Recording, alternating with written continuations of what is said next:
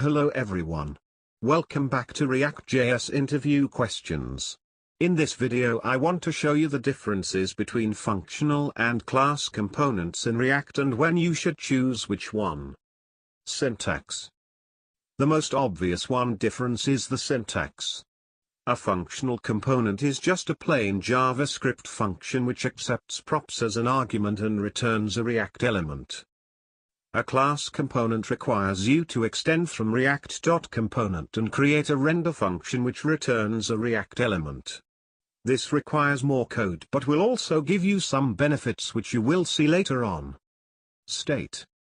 Because a functional component is just a plain JavaScript function, you cannot use setState in your component. That's the reason why they also get called functional stateless components. So every time you see a functional component you can be sure that this particular component doesn't have its own state. If you need a state in your component you will either need to create a class component or you lift the state up to the parent component and pass it down the functional component via props. Lifecycle hooks. Another feature which you cannot use in functional components are lifecycle hooks. The reason is the same like for state. All lifecycle hooks are coming from the React.component which you extend from in-class components. So if you need lifecycle hooks you should probably use a class component.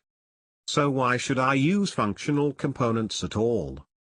You might ask yourself why you should use functional components at all, if they remove so many nice features. But there are some benefits you get by using functional components in React. Functional components are much easier to read and test because they are plain JavaScript functions without state or lifecycle hooks.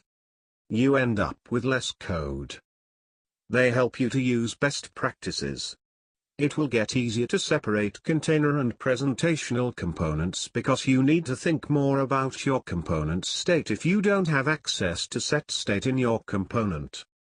The React team mentioned that there may be a performance boost for functional component in future React versions. And so to answer our question before, you should use functional components if you are writing a presentational component which doesn't have its own state or needs to access a lifecycle hook.